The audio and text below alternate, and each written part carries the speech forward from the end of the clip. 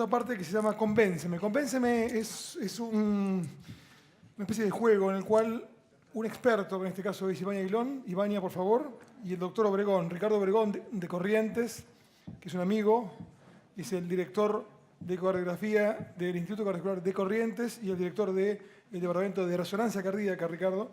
Ambos tienen que convencerlos a ustedes de algo que es dudoso o que por lo menos es controvertido. En el caso de Ivania, los va a tener que convencer que la resonancia cardíaca en paciente con dolor precordial, troponina T positiva y coronarias normales es útil. Paciente con dolor de pecho, troponina T positiva y coronarias normales, hacerle una resonancia en agudo, en una unidad de dolor, en una guardia, puede ser útil. Nos tiene que convencer. Hay mucha gente que cree que no, ya veo las caras, ya me están diciendo que no. A ver, levante la mano quien le haría resonancia a los pacientes con dolor precordial o troponina positiva en realidad y coronarias normales. Levante la mano. Nadie. Ivania, los tiene que convencer. Es un trabajo duro voy a tener. Tiene 15 minutos para convencerlos. Vamos a ver. Bueno.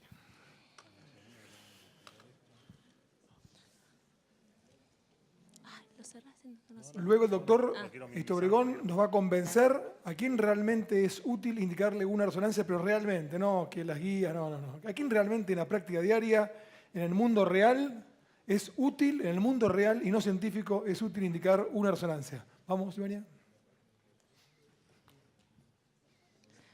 Bueno, muy bien. Resonancia en pacientes con troponina positiva y coronarias normales.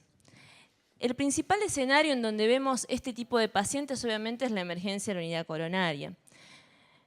Tenemos dolor precordial, troponina positiva y hay dos opciones. La primera, lo más frecuente y más fácil, que tenga coronarias con lesiones significativas, ya sea por cateterismo o tomografía, y vamos a pensar que lo que tiene el paciente o lo que le está pasando es una injuria isquémica. Y la otra opción es que tenga coronarias normales, o por lo menos sin lesiones angiográficas en el cateterismo y en la tomografía sin placas. Entonces, ¿qué pasa con ese paciente? ¿Qué tipo de injuria tiene en el miocardio que está generando la troponina elevada? Acá es donde tiene utilidad la resonancia, para ver y evidenciar el tipo de lesión que genera la troponina positiva. Y no solamente para el diagnóstico, sino también para el pronóstico de estos pacientes.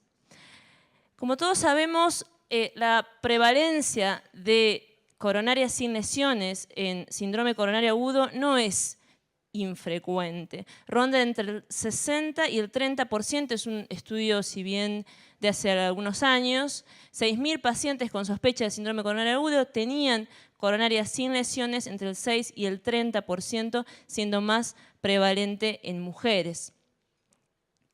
Y con respecto a la utilidad de la resonancia para hacer diagnóstico del tipo de patología en este grupo de pacientes, se han publicado varios estudios en los últimos años. Esto es un resumen de todos estos estudios en donde la resonancia diagnosticó aproximadamente en el 40% de los casos miocarditis, luego le siguieron el diagnóstico de infarto, obviamente infarto embólico, Takotsubo y otras miocardiopatías. Y lo más importante, que la resonancia tuvo una potencialidad diagnóstica, o por lo menos hizo diagnóstico en el 80% de los casos. Esto también está visto en el registro europeo, 27.000 pacientes, 57 centros, en donde uno de los pedidos de resonancia magnética más frecuentes fue la miocarditis y las miocardiopatías, y el diagnóstico por resonancia significó un impacto en el manejo del paciente, es decir, nuevo diagnóstico y obviamente de cambio terapéutico entre el 50 y el 77% de los pacientes. Entonces, bueno, es útil la resonancia para hacer el diagnóstico, pero ¿cómo hacemos el diagnóstico? Lo principal es el aporte que da la resonancia en cuanto a caracterización tisular. ¿Cómo es esto? Si nosotros pensamos en las características fisiopatológicas de las distintas patologías, estamos hablando de miocarditis, infarto y Takotsubo, vamos a ver que todas o la mayoría tienen hiperemia, edema, necrosis, obstrucción microvascular e inflamación difusa. ¿Sí?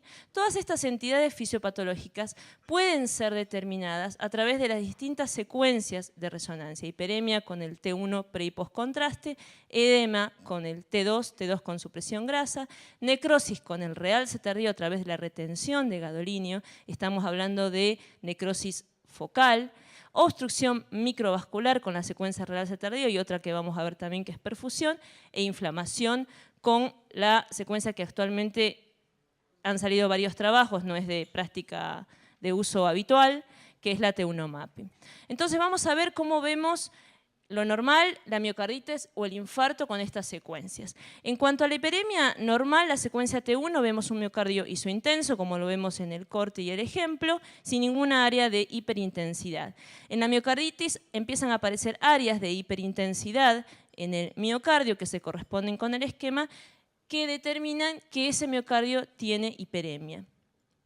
En cuanto al edema, lo normal es ver un miocardio isointenso, ¿sí? Que se corresponde con el esquema, sin ningún área heterogénea hiperintensa. El edema, recordemos que se ve hiperintenso, por ende en la miocarditis lo que vemos son hiperintensidades lineales subepicárdicas, ¿sí? Que se diferencian con el edema del infarto, en donde la hiperintensidad es subendocárdica o prácticamente transmural, como en este ejemplo de un infarto inferior. Y en el Takotsubo la hiperintensidad es una hiperintensidad difusa, por ende en los ejes cortos vamos a ver que todo el miocardio está hiperintenso. En cuanto a la necrosis, lo normal es ver un miocardio anulado, negro, hipointenso y sin ninguna área hiperintensa en su interior. En la miocarditis, la necrosis, la retención de gadolinio, la evidenciamos como una línea subepicárdica hiperintensa, como lo vemos en el esquema y en el ejemplo, compatible con un patrón de miocarditis. En el infarto esto es lo contrario, lo mismo que el edema, la hiperintensidad o la retención es subendocárdica, como en el caso de este infarto inferior, que se corresponde con la misma área de edema.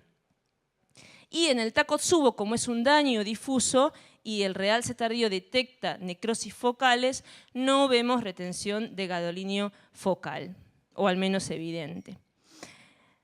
Un miocardio normal obviamente no tiene obstrucción microvascular, la miocarditis no es la causa fisiopatológica, el infarto sí. En el infarto tenemos obstrucción microvascular y ¿cómo lo vemos? Como un área hipointensa o negra sobre el área hiperintensa de retención de gadolinio.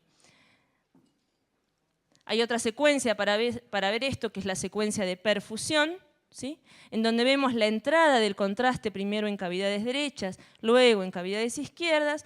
El contraste perfunde todo el miocardio en forma homogénea, excepto la parte en donde hay obstrucción microvascular, en donde el contraste no llega a penetrar y por ende lo vemos como una línea hipointensa subendocárdica, que se corresponde con la misma línea hipointensa en el realce tardío. En cuanto a la secuencia T1 mapping, es una secuencia, como les dije, no de uso habitual actualmente al menos. Hay varios trabajos en los últimos años y lo que hace, a diferencia del realce tardío, es detectar el tiempo de relajación longitudinal de los protones del miocardio inflamado y lo ve como diferente a diferencia del miocardio normal. Por ende, detecta áreas en donde el tiempo de relajación está alterado y por ende esas áreas están inflamadas, en el caso de la miocarditis. Esta técnica tiene aún mayor sensibilidad que la de realce tardío para detectar inflamación, pero nuevamente no es de uso habitual, por lo menos ahora. Bueno, entonces vamos a ver ejemplos. Miocarditis, infarto embólico y miocardiopatía por estrés o Takotsubo. Miocarditis aguda. Este es un paciente de 35 años de edad, extabaquista, consumo de cocaína. Había consultado por dolor de pecho, electro con supra-ST y troponina positiva. Uno pensaría hizo una disección, un infarto. Lo que tenía en la secuencia de cine, tenía una función sistólica global conservada, pero si se quiere tiene una leve, muy leve alteración de la motilidad a nivel septoapical y lateral, Y cuando vemos la secuencia de edema, vemos retención, en realidad hiperintensidad, no retención, hiperintensidad subepicárdica a nivel anterior y a nivel lateral, esos puntos hiperintensos en toda la pared lateral que se corresponden cuando hacemos un eje corto también con hiperintensidad subepicárdica. Cuando vemos la secuencia de realce tardío, vemos que en las mismas áreas de edema hay retención de gadolinio compatible con necrosis a nivel anterior, inferior y lateral, que se ve igual subepicárdico en el eje corto. Entonces, con este paciente concluimos que lo que había tenido había sido era una miocarditis aguda. ¿Aguda por qué? Porque tenía edema asociado a la retención de gadolinio. Si no hubiera tenido edema, era fibrosis. Este es otro caso, miocarditis aguda y crónica. Un paciente de 40 años había tenido una miocarditis en el 2002, que no se había hecho resonancia. Motivo de consulta, dolor de pecho, troponina positiva y un cateterismo con coronarias normales. Las secuencias de cine, en donde vemos que la función sistólica global... Bueno,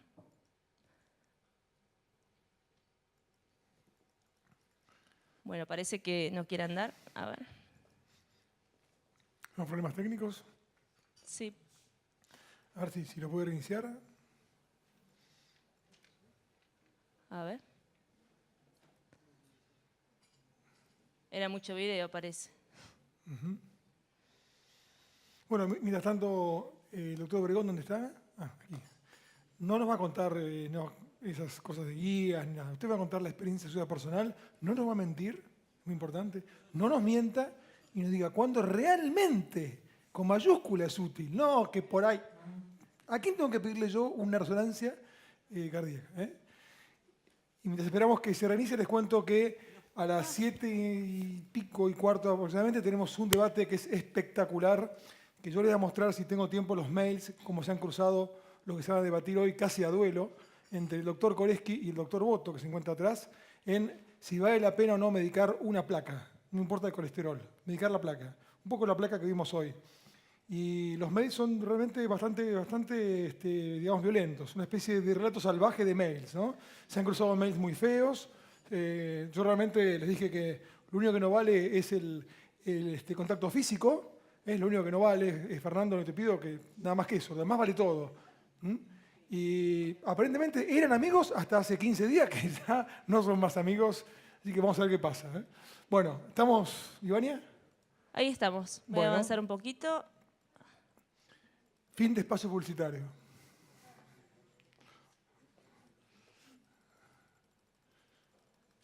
Bueno, de paso hacer un repaso de las imágenes. Bueno, estábamos, miocarditis aguda y crónica. Entonces, paciente con dolor de pecho, coronarias normales, la secuencia de cine no mostraba demasiada alteración, si se quiere algo de hipoquinesia anterior medial e inferior basal. Y nuevamente, cuando vemos la secuencia T2-STIR, vemos áreas de hiperintensidad a nivel septal, que se ven mucho mejor en el eje corto, subepicárdicas, septal inferior, anterior medial. Cuando vemos la secuencia realce tardío en el misma área donde veíamos hiperintensidad en la secuencia T2-STIR, vemos retención de gadolinio, hiperintensidad subepicárdica, que en el eje corto se corresponde con lo mismo. Vemos septal y anterior medial. Pero hay algo llamativo. En el eje corto de edema no se ve hiperintensidad a nivel inferior medial, pero sí retención de gadolinio en esa zona. Y esto nos hace ver que esta retención, esta miocarditis inferior, era la secuela previa que tenía el paciente por su antecedente, y lo anterior y lo septal son el evento agudo. Entonces, con esto podemos diferenciar, correlacionando la secuencia de edema y la del realce tardío, secuelas de miocarditis y miocarditis en fase activa. Infarto embólico. Es una paciente de 53 años con antecedentes de polimiositis que había tenido un dolor de pecho 2 semanas previas a la consulta, ingresó después por insuficiencia cardíaca, un electrocardiograma con secuela inferior, troponina positiva y coronarias no significativas. Vemos la secuencia de cine, donde es un una secuencia con artefacto. La señora estaba en fibrilación auricular, que no estaba diagnosticada o no se conocía con FA, y el ritmo irregular es una de las principales limitaciones de la resonancia, por lo que tiene artefacto, pero no nos impide ver el adelgazamiento y la aquinesia del segmento inferior basal, que también se ven en el eje corto. Cuando vemos la secuencia de edema, no tenía edema en todo el miocardio, no vemos áreas de hiperintensidad, y cuando vamos a la secuencia de realce tardío vemos una retención de contraste prácticamente transmural, compatible con infarto a nivel inferior basal y anterolateral medial. Entonces, con esto pudimos ver que la paciente había hecho un evento isquémico, aún teniendo coronarias normales, y como tenía una FA no anticoagulada, lo más probable es que haya hecho un infarto embólico. Miocardiopatías por estrés. Vamos a ver una miocardiopatía apical. Una paciente de 56 años, tabaquista, dolor de pecho, supra-CT y troponina positiva, coronaria sin lesiones. En el cine vemos aquinesia de todos los segmentos e hipoquinesia, más que nada hipoquinesia severa, medial y aquinesia apical, de todos los segmentos medioapicales. En la secuencia T2 STIR vemos edema o hiperintensidad prácticamente difusa a predominio medio apical, este es el 2 cámaras, este es el 4 cámaras, y haciendo un corte a nivel medio apical, vemos en el eje corto hiperintensidad difusa, no áreas focales hiperintensas. Y en la secuencia realce tardío no vemos áreas de retención de gadolinio en el miocardio. Sí, quizás la anulación no es completa y vemos un miocardio gris, pero lo importante es no detectar focos de necrosis como si en la miocarditis y en el infarto. Esta es la resonancia, que bueno, ahora se ve que el cine no anda. La resonancia a los 3 meses, bueno, le pongo los cines y no. Se revela la computadora. Bueno, la resonancia a los 3 meses, en donde no veíamos ya alteración de la motilidad y la secuencia del realce tardío nunca mostró retención de gadolinio.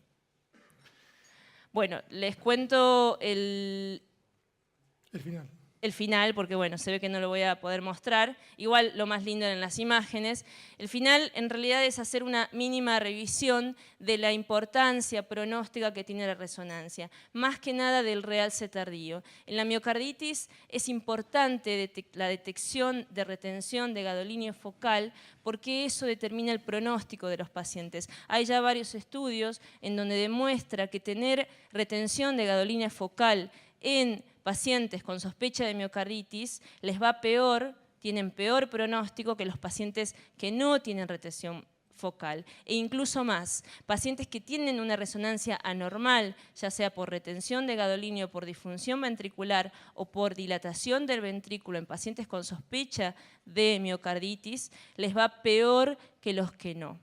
¿Sí? Esto es importante recordar porque nuevamente, si pensamos en un paciente con Takotsubo que no tiene retención de gadolinio, vemos que a los 3 meses o al mes la mayoría de los pacientes recuperan función ventricular, a diferencia de un paciente con miocarditis que tenga de retención de gadolinio, en donde ese miocardio fibrótico no va a recuperar función y por ende puede evolucionar, si es difuso, a la miocardiopatía dilatada. Bueno, muchas gracias. Muy bien, gracias Ivania.